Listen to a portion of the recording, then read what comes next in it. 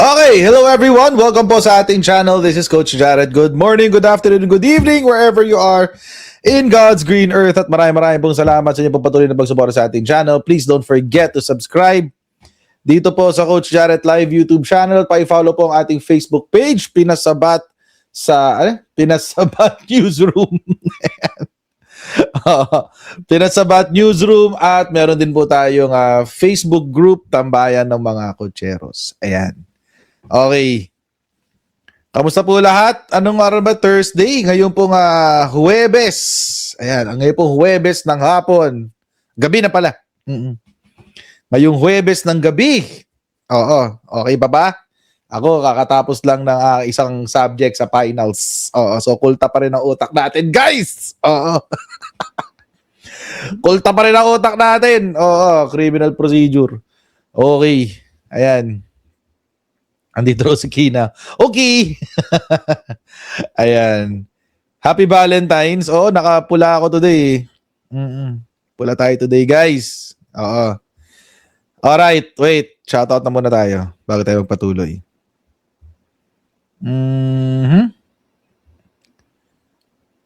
Sana ba? Shoutout na muna tayo. Ayan. Okay. There you go. There go. Okay. Andito rin si Rick daw. Okay. Alright. Oo na, Kina. Nakita ko na. Ayan. Okay. Salamat Ate Elisa C for giving me the list. Okay, shoutout muna sa mga moderators natin, mga kababayan. Ate Elisa C, Ate Susan, Ate Trexie, James, Manat May, Arnel, Jack, 51 Billion Movement, BJ Cans, Pinoys, Anim Legion, Together One, Kina, Rick, Ate Mishi, Ate Nilda Galvez, Ate Nilda Arceo, Kuya Nelson Guntan, Sir Pascachi, Shiro Kansaki, at kay Seji. Uy, may bumati na kay Seji! Andito ba si Seji? Anyway, ayan.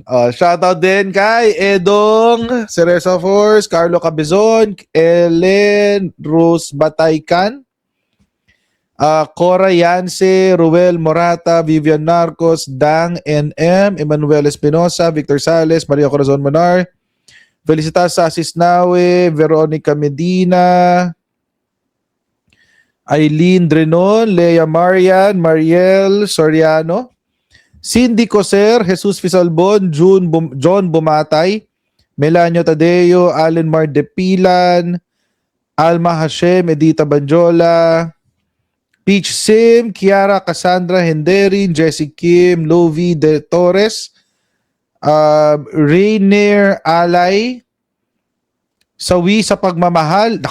Diyos ko naman. Usap kayo ni Kina. Marilu Sinohin, Mrs. Naz, Lonila Guinness, Pilar Kong, Byruth, Trisha Rose, Loretta Dawag Antonio, Soft Bites Unlimited versus Grace, Shirley Madrigal, Tina, Jasmine M. Official, Vanessa Villanueva, Vilma Anunciacion, at si Gloria Abarintos Datu. Okay, ganyan na muna ha. Kayong umano dyan, Kina. Huwag kayong umano dyan. Ang gugulo nyo. Ikaw din, Rick. Ang gulo nyo. Ang gulo nyo pareho, promise. Anyway. Okay, game. Tanggalin na natin. Block ko kayo dyan eh. Anyway. Okay, game. Alright. Start tayo, guys. Start tayo. Sa ating live stream tonight for tonight's video.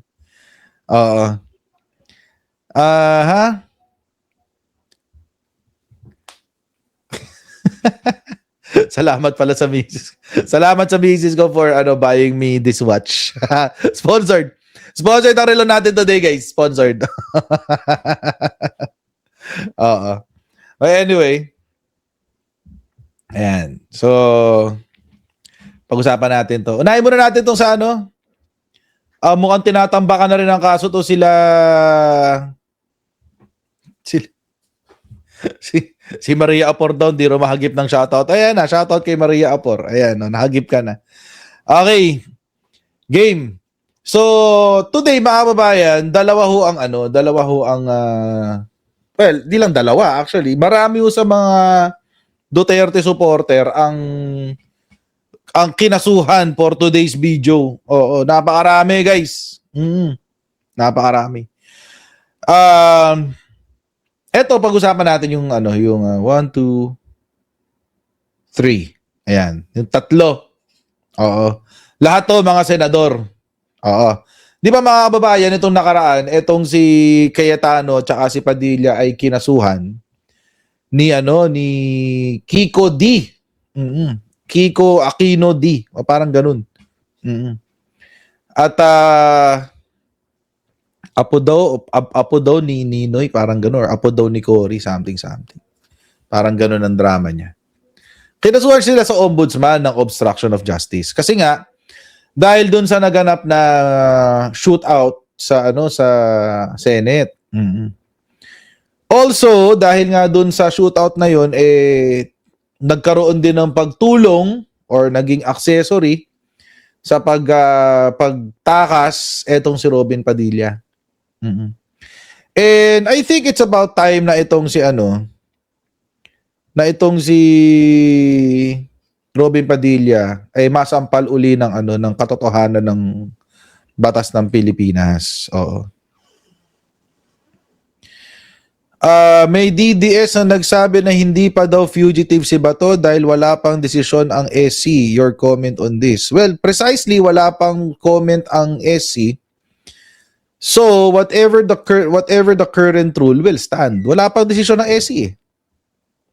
But definitely hindi nila kinontra yung warrant of arrest. So, kung hindi nila kinontra yung warrant of arrest, then most probably, and this is only my opinion, opinion ko is valid yung warrant sa pananaw ng Korte Suprema. Or at least majority ng Korte Suprema. Sa pananaw nila, valid yung warrant. Kasi hindi sila nag-issue ng ng TRO Hindi rin sila nag-issue ng status quo ante order. So, malabo yun. But anyway,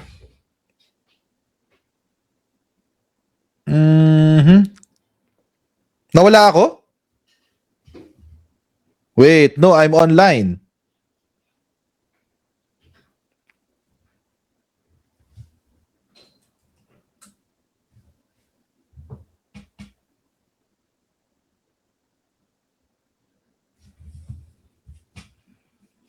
Nawala ako? Ano to? Sabi ni Gloria Barrientos Datu, nawala raw ako. Ano nangyari? Okay na? Okay, that's weird. That's weird. Alam ko parang okay naman, no? So okay na. Sige. Sige, game. Nawala tuloy ako sa sinasabi ko. Ano ba sinasabi ko kanina?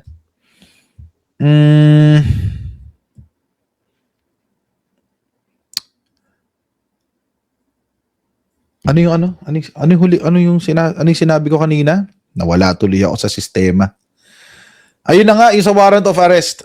So, kung hindi nag-issue ng TRO at kung hindi nag-issue ng status quo ante order, di ibig sabihin walang nakitang illegal ang Korte Suprema doon sa warrant of arrest. So, most probably, and I can only speak for myself, assumption ko lang to and an educated guess. Most probably, ang magiging desisyon dyan ng Korte Suprema valid ang warrant of arrest ng ICC. Most probably. But again, hintayin natin yung decision ng Korte Suprema, of course. Pero mukhang kaya nga nagtago na si Bato kasi malamang na-advise na siya ng kanyang abogado na, uy, Senator, tago ka na. Mukhang olats tayo, Sen. Ganon. Oo, kaya anyway, so ito na nga, kakasuhan na nga itong kinasuhan na si Cayetano tsaka si Padilla. And ngayon, pinapatawag na sila ng ombudsman. O, yan ang ginawa ng ombudsman kanina. Sabi ng Office of the Ombudsman, acting on the sworn complaint, the above-named respondents are hereby directed to submit their counter-affidavits and controverting evidence to the said complaint. Okay, ang respondents, mga babayan, or yung mga kinasuhan, ay si Alan Peter Cayetano, Robin Padilla, kasama si Mau Aplasca. So, sila yung mga kinasuhan, mga babayan. Good luck. Good luck. Good luck. So most probably, mga kababayan, good. Kasi ano ididepensa nila Alan Peter Cayetano dito? The Senate is under attack? Was under attack? Di ba? The Senate is under attack, was under attack. Oh, ganun. Ganun yata ang magiging depensa niya dyan. Pero malabo yun. Malabo yun. Kasi nagsalita na ang number one, nagsalita na ang CIDG, nagsalita na of course, wag na muna natin isama si NBI kasi sila inaakusahan. Nagsalita na CIDG, nagsalita na ang PNP na, di ba? Anyway. So yun. Sasabihin, pinupolitika na naman sila. Most probably, yan talaga sasabihin nila. Oh. Didepensa nila yung mga Muslim.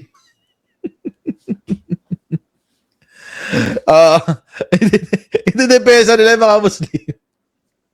Diyos ko, my goodness. Anyway. Pati DOJ, yan din ang sinabi, di ba? Na it's staged. So, hindi ko alam kung ano yung magiging responde o magiging sagot ni Cayetano. Lalo si Padilla. Ano kaya magiging sagot niya? Kasi si Ruben, siya yung nagpatakas mismo kay Alan Peter. Wait lang guys, lilipat ako ng Wi-Fi. Baka ano.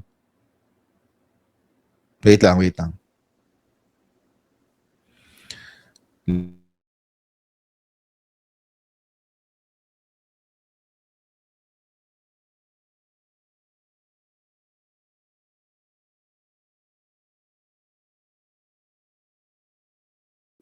Hopefully, ayan.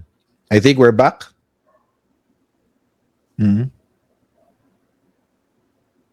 Yan. Okay.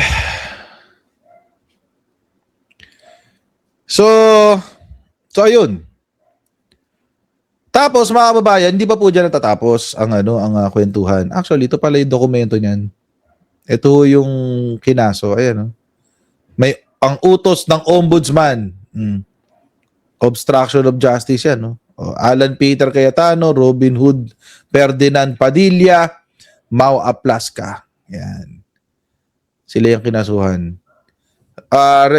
Respondents are likewise required to submit proof of service of their counter affidavits, controverting evidence to the complainants, who may file a reply affidavit within a non-extendable period of 5 days. Okay. So yun. Isa rin po sa mga kinasuhan today, mga kababayan, ay si Alan Peter ulit at saka dagdag si Rodante Marcoleta. Yan, dagdag naman si Rodante Marcoleta. This is the second case of Rodante Marcoleta. Yung una sa plunder. Ito, cyber libel naman. Cyber libel naman ito. So, ang dami nilang kaso, no? Alam niyo mga kababayan, hindi nila pwedeng sabihin na pinupolitika sila.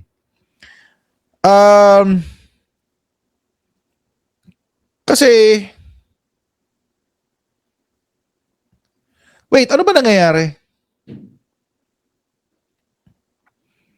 Ano nangyayari? Bakit paulit-ulit yung sinasabing nawawala daw ako? Maayos ang signal ko guys ha. Promise. Maayos ang signal ko. No joke. No joke. Mag-reset kayo. Mag-reset kayo ng mga device nyo. Baka yung device nyo ang problema. Okay. Kasi ako, di ako nawawala. Kanina pa. Okay. Anyway, going back. Ano na daw? Ang depensa daw ni Robin Padilla ay siya daw yung transporter. siya daw yung transporter. O, yan daw yung depensa ni Robin Padilla. Siya daw yung transporter. Feeling Jason Statham. Wag siya umano, hanggang bad boy 3 lang siya. Hindi siya transporter. Wag siya umano. Ay, nako. Anyway, so mga babayan, I'm sure sasabihin na naman ng mga DDS politicians na, hindi, pinupolitika lang kami, ganyan, etc., etc. In fact, mga babayan, hindi ko na isama dito. Pero isama ko na rin. Wait, hanapin ko lang yung link.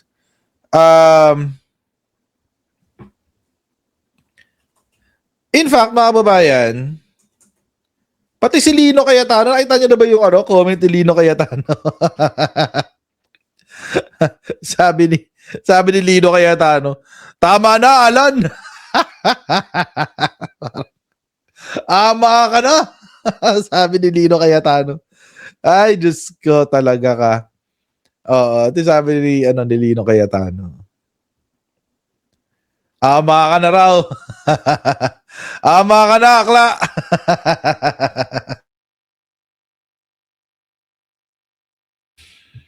Ay, nako. Yan. Sabi ni Lino Cayetano.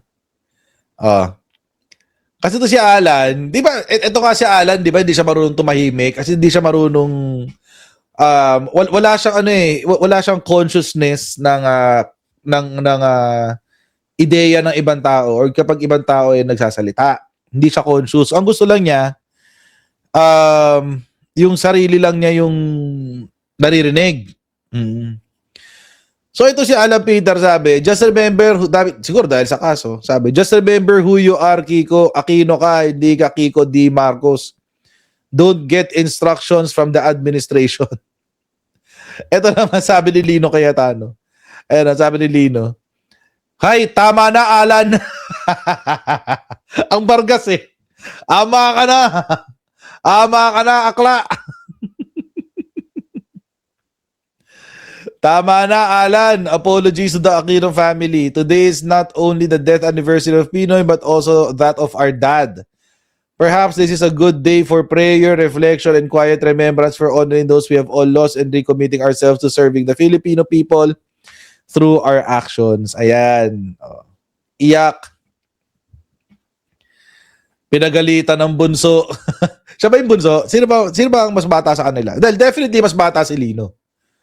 Hindi ko lang alam kung sino ang nauna kay Pia at kay Lino. So, I'm not sure. Pero alam ko mas matanda si Alan kaysa kay Lino Cayetano. Oo. So, ayun na nga. Ama ka na raw. Ama ka na, akla. Ama ka na, akla. Yan ang sinabi ni well, dinagdag ko lang yung akla. Pero kasi di ba yun ang chismis kay Alan Peter? Nakita nyo ba yung Makita nyo ba yung picture ko kay Alan kanina, kay Alan Peter? Oo. Magkasama kami sa opisina kanina ni Alan Peter. Meron akong picture ni Alan Peter kanina. Check nyo sa Facebook page ko. Check nyo lang. Andun. Kapit na kapit eh.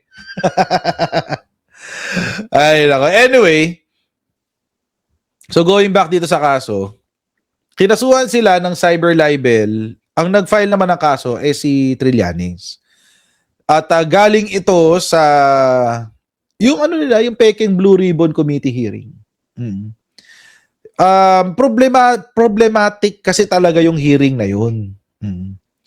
Bakit to siya naging problematic? Kasi mga kababayan, number one, it is not an official Blue Ribbon Committee hearing. Hindi siya official. Therefore, dahil hindi siya official, wala kang parliamentary immunity kasi hindi siya official eh. So kahit senador ka, hindi ka covered ng parliamentary immunity kasi hindi yun official session. So lahat ng sasabihin mo doon can be used against you. In this case, yun na nga nangyari. Pumasok sa ngayon sa libel. Mm. At ito yung interview ni Senator Trillanes dyan, former Senator Trillanes. Ang hapon po, Sentry. Good afternoon. Magandang hapon sa inyo, Zandro at kay Miss Maan at sa ating mga listeners. Sentry, yun nga, bakit may bagong kaso na naman? Hindi pa po ba enough yung mga nauna ninyong isinampang kaso? Hindi ba sapat? Alam niyo po, habang patuloy silang nagpapagamit dun sa mga political handlers nila, bagong kaso yon. Kasi ganun po ang Per count. cyber libel eh. Every utterance occasion na sinasabi nila yon Correct. would be another count ng cyber libel. Kahit iisa lang, Kaya- Senator, ang sinasabi. Basta't ibang okasyon. Hindi lang 'yon. Iba yung sinasabi. Ayaw nga pala. Every occasion. Kaya nga yun mismo yung sinabi nila ngayon, ebidensya laban sa kanila based dun sa mga una nilang sinabi. Kasi gano'n 'yan eh. Oo.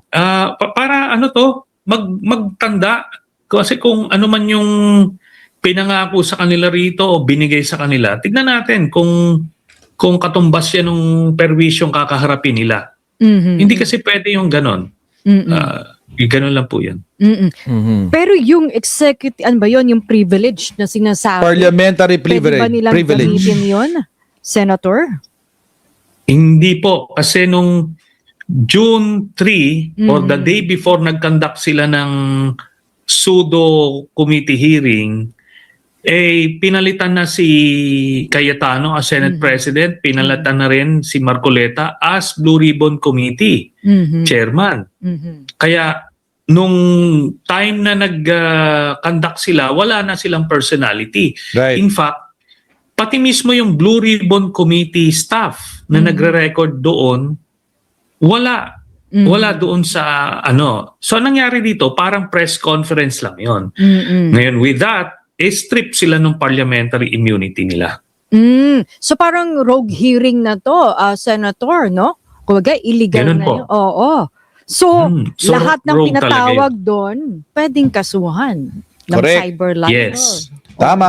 Opo, gano'n na nga po yun. Senador Oo. man o hindi. Yes. Kasama na, kaya nga doon sa final ko kanina, kasama si Marcoleta at saka si Cayetano.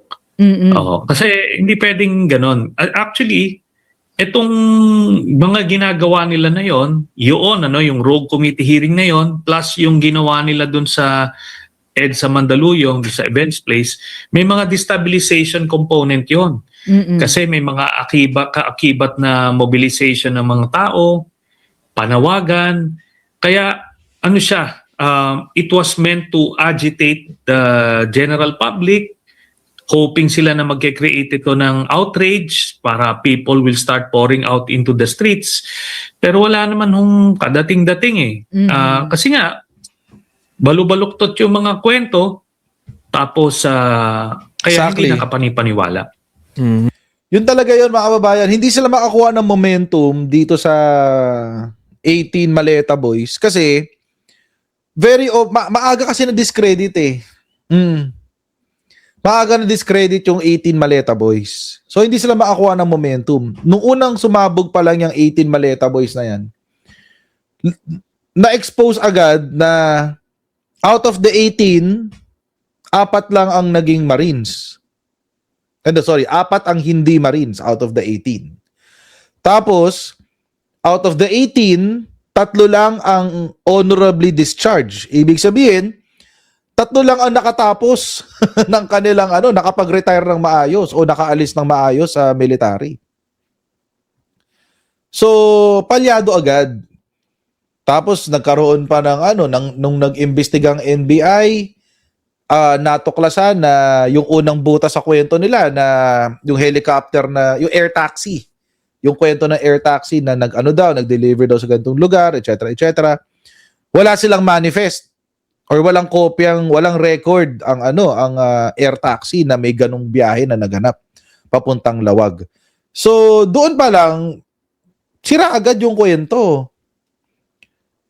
And so umpisa pa lang nandoon na agad nandoon na yung tawag dito, nandoon na yung what do you call this? Yung error nila kay Laila de Lima, Tito Soto. Sino pa ba? Sino may mga politiko na wala namang ano? Na for example, si Laila de Lima, nung binigyan daw siya ng maleta, nakakulong siya. Sa panahon pala, sa timeline na binigyan daw siya ng maleta, sa totoong buhay, nakakulong siya. Si Tito Soto naman, nung binigyan daw siya ng maleta, sa totoong buhay, hindi siya senador. So, tapos patay pa yung yung pinagbigyan. Si Terry Redon, ganun din. Hindi pa siya congressman nung allegedly binigyan daw ng maleta. So doon pa lang ang dami ng butas ng kwento. Ang hirap kasi paniwalaan nung ganun. Pero ang pinakamalala, I think para sa akin lang, ang pinakamalala is yung pabago-bago nilang kwento. Pabago-bago yung kwento. Una kasama si Loren, biglang hindi na. Yun, mga ganun. Una kasama si Laila de Lima, biglang hindi raw, error lang daw. Ayan. Yung mga ganun ba? Mga ganong klaseng error or mga tawag dito, revisions sa kwento. Diyos ko, sa atin ng mga hampas lupa, pag nagbago-bago ang kwento, alam mo na nagsisinungaling. Tapos sila biglang exempted. Di ba? Kapag tayo meron kausap, tapos pabago-bago yung kwento niya, all of a sudden, iisipin natin, ay, nagsisinungaling to kasi pabago-bago yung kwento. Di ba? Ganun tayo, mga hampas lupa Tapos ang gusto ng mga DDS, paniwalaan natin yung kwento ng 18 Maleta Boys kahit na alam natin na pabago-bago yung kwento nila. Parang walang sense, di ba? It doesn't make sense.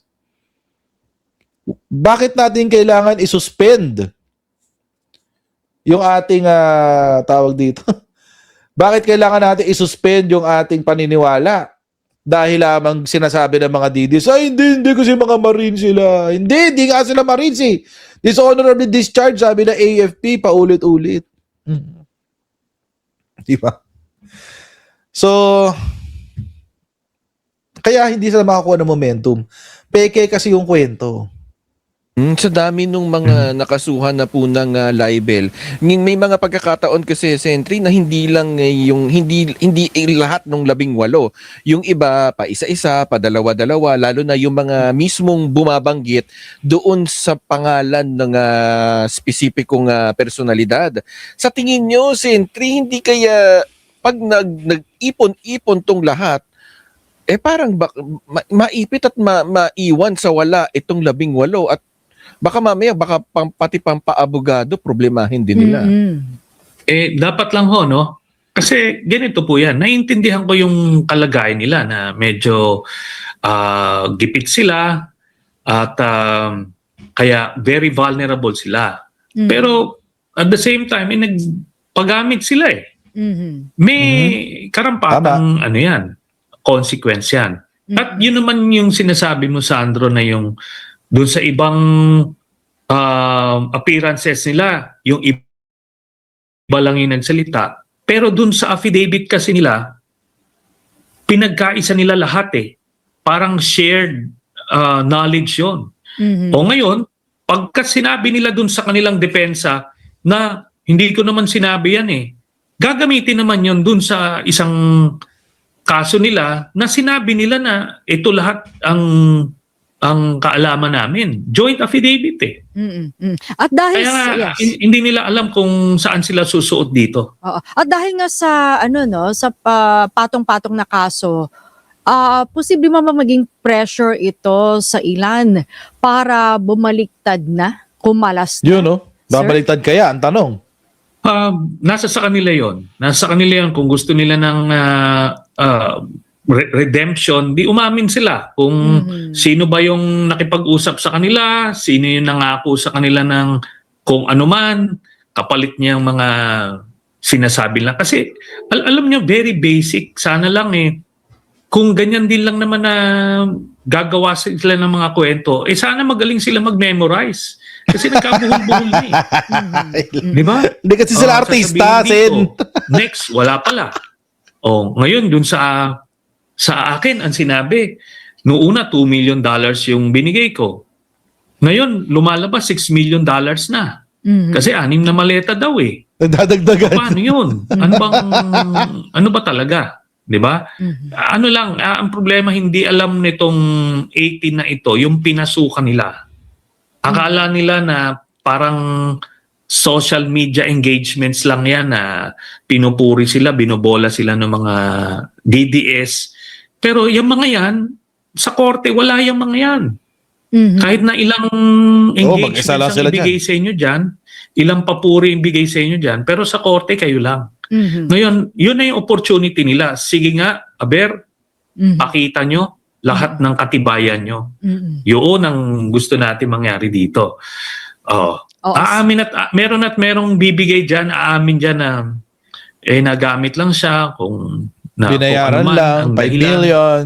Di doon guguho lahat yan, Sandro. Hindi po kaya, kumbaga umay na doon sa mga mabibigat na balita na mga pangyayari sa ating lipunan, yung ating mga kababayan? Okay, ganito kasi, alam niyo naman yung news cycle, di ba? Okay, una-muna yan ang mga breaking news, di ba? Tapos eventually, papasok na siya sa mga second, segment, hanggang mawala. Ito kasing impeachment, magiging parang teleserye ito. So, Ay, mamaya pa yan. Pag-usapan kada natin mamaya. hapon, ito yung Mamaya din pag-usapan yan. So, napasama yung impeachment dito sa sa kwentuhan ng 18 Maleta Boys. But anyway,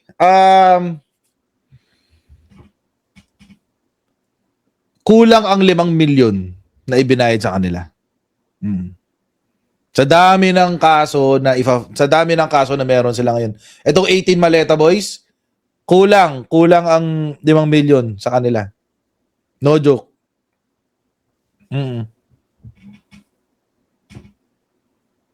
Kulang yan.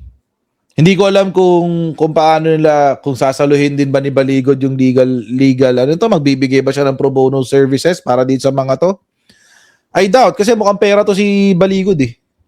Hindi yan tutulungan ng libre ang mga yan. So, ang makikinabang dun sa 5 milyon na ibinayad ni Mike Defensor sa kanila, si Baligod lang. Si Baligod lang ang makikinabang. So, kung ako dito sa mga 18 Maleta Boys na to, mag-iisip-isip ako. Mag-iisip-isip ako. Kasi mga babayan, malabo yung ang dami nilang kaso eh. Sobrang dami nilang kaso. Ano nangyayari? Ba't ang dami email sa akin? Sobrang dami nilang kaso, guys. At mukhang dito pa lang kay Trillanes, ilan na? 4 na yata yung kay Trillanes eh. Kada pa yun? Kada tao dito? Kada count pa yun. Isabihin, kada beses na nagsinungaling sila o naglabas sila ng libel statement, yun. Doon nangyayari yun. So, good luck. Good luck sa Maleta Boys. Kasi, kulang ang 5 million na ibabayad sa kanila, guys. No joke. Pero deserve nila yon. Pinili nila yan eh. Pinili nila magpagamit sa politiko, di ba? Pinili nila na manloko ng taong bayan. So, dahil pinili nila yan, o di panindigan nila. Hayaan nila. Di ba? Yun na lang yun.